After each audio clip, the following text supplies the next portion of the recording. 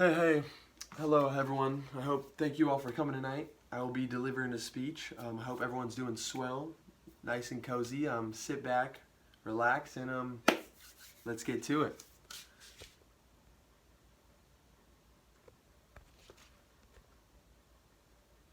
There we go. All right, since Donald Trump began campaigning for the presidency back in 2016, one of his most popular talking points was his promise to build a wall separating the United States from its southern border country, Mexico. Although good old Donnie never delivered on his promise, as only about 400 miles of his wall have been built over the last 4 years, according to the U.S. Customs Border Protection Patrol. There are still many reasons why even the idea of a border wall is unnecessary, dangerous, expensive, and racist. Before we get started, let me make one thing clear. Donald Trump's obsession with building the wall is not an original idea at all, did not start with him, and is not the topic of this speech whatsoever. The idea of erecting a physical border between the U.S. and Mexico first came about in the 1990s, when President Bill Clinton approved of a 13-mile-long wall between San Diego and Tijuana. This was then continued to the Bush administration and heightened after the tragedy of 9/11, when border security became one of the nation's top priorities. So although building the wall has just recently become a phrase scattered throughout American political discourse, it's not really a new idea at all altogether. So now, let's get into the logistics. Most reasonable, law-abiding citizens would agree that illegal immigration is bad. Therefore, a wall built with the intent of stopping it should, in theory, be good. Now, I want to make something clear. No one here is advocating for illegal immigration. However, there are a multitude of reasons that a physical barrier between two nations is simply not the correct or even the most viable answer and solution. Can we all agree? Thanks to the media portrayal, the American public is fed a particular narrative of how illegal immigration really goes down in the U.S.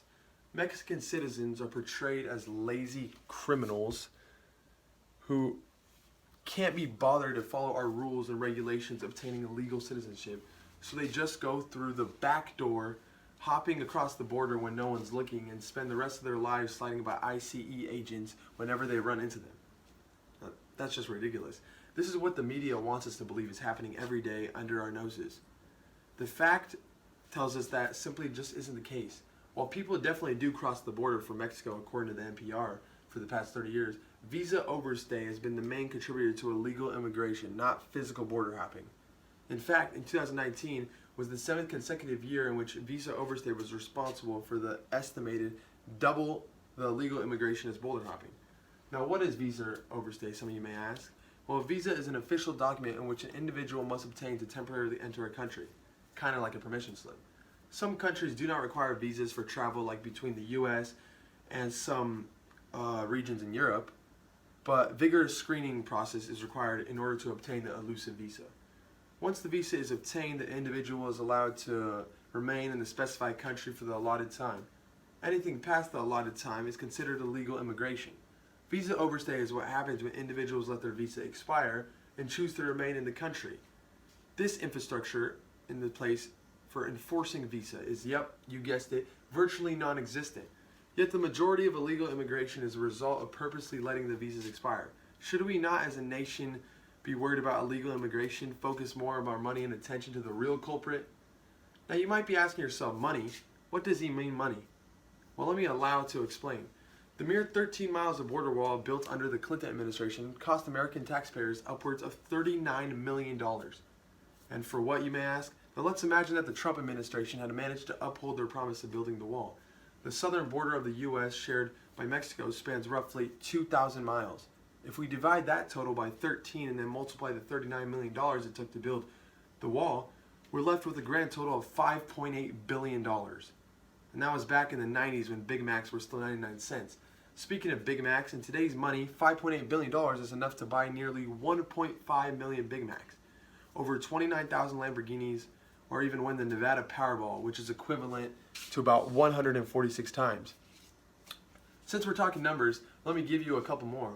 The U.S. is currently ranked 27th in the world in education, 31st in the world of healthcare, 33rd in infant mortality, and we're ranked 17th in science, 30th in math, 16th in reading, and the list goes on.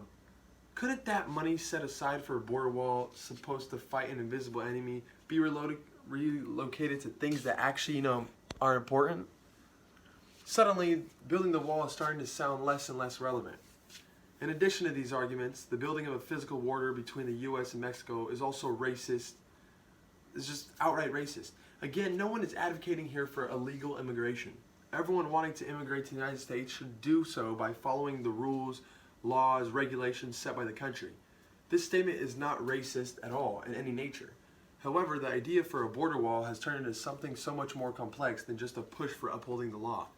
Media portrayal of Mexican immigrants continues to paint the picture of an enemy, something us Americans need to be afraid of and put up a fight against.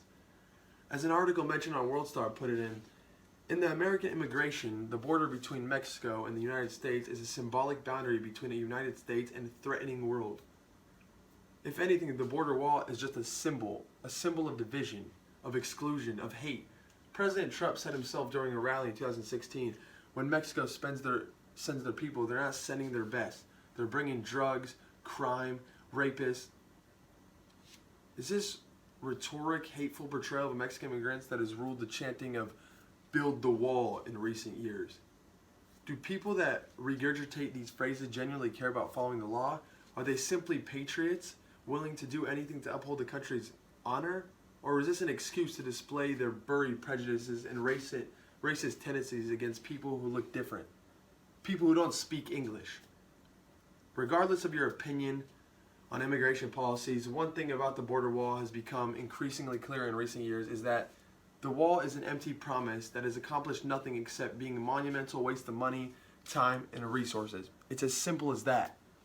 Regardless of what you believe in, your political party, Americans conclude that the towel needs to be thrown in and another plan needs to be put in place.